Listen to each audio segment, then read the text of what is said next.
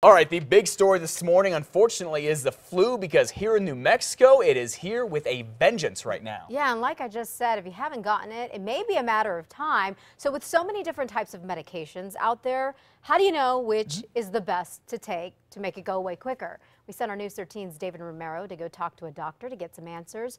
So David, what'd you find out? Well, Elizabeth, I was talking to Dr. Iacone yesterday. He told me that the almost surefire method to avoiding it all is the flu shot.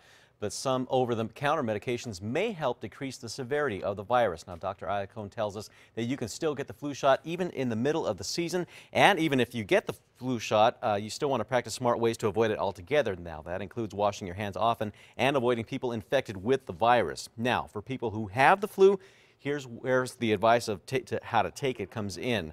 Now, there are a lot of over-the-counter medications these days. Most are effective. The key thing to remember is if you have the flu, you need to start taking the medication immediately, or it may not even work. There are two effective medications on the market. One is called Tamiflu and is a trade name, and the other one is Relenza. And currently, there are no strains resistant to either of those products.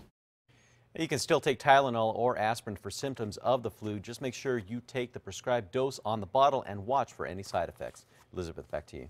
David, thanks. The doctor says the bottom line here, the most common symptom is fever. So if you feel a cough or pain in your stomach associated with the fever, the doctors say to go see them immediately.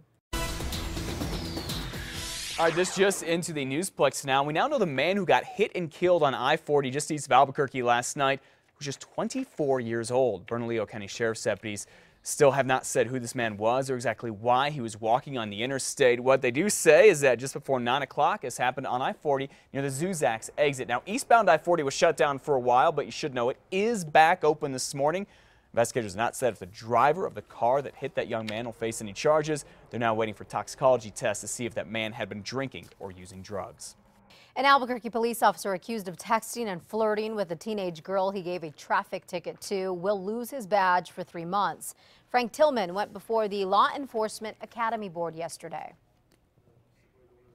I would like to accept the stipulated order of suspension.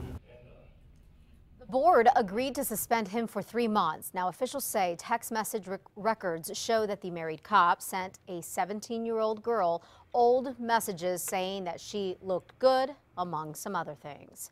A man who used to watch over inmates is about to be an inmate himself. Demetrio Gonzalez, a guard at the Metro Detention Center, was sentenced to nearly 3 years in federal prison for violating an inmate's civil rights. In 2011, surveillance cameras at the jail caught him hitting and choking a DUI suspect who was verbally uncooperative during booking. 2 other guards are also accused in the case. The police chief in Vaughn, this one who wasn't a real police officer, doesn't have a law enforcement license anymore. Ernest Armijo here turned his license in yesterday. This after our Larry Barker discovered Mr. Armijo couldn't be a sworn officer or carry a real gun. He used a fake one because he was a convicted felon in Texas. Larry also exposed that the only real sworn law enforcement officer in that town was the dog right there. Our investigators in Santa Fe think they have a break in a cold case where an artist was murdered last year. They now think that David Martinez shot and killed Ethan Boyer and say they have DNA evidence that puts Martinez in Boyer's home. That is Ethan Boyer there. Police say Martinez had broken into Boyer's home last year. Then Boyer came home. Martinez shot and killed him. Investigators say Martinez's DNA was found on a lens from a pair of sunglasses at Boyer's home. However, there is one problem now.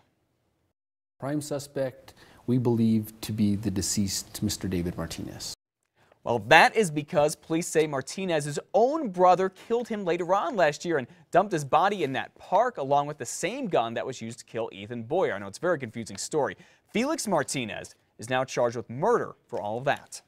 And Santa Fe County officials are trying to figure out how a man was mistakenly released from juvenile custody and not put back in custody months before he was found dead.